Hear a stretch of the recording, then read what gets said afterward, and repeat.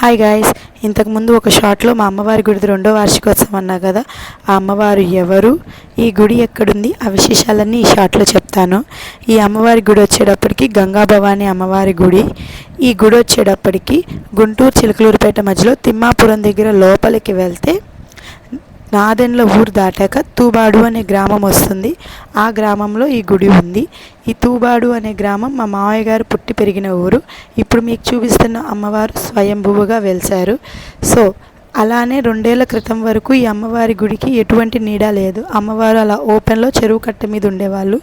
2 ఏళ్ల క్రితం మా మావయ్య గారు అన్నదమ్ములు, అక్క చెల్లెలు అందరూ కలిసి అమ్మవారికి నీడ ఏర్పరచాలి అని చెప్పి గుడి కట్టారు.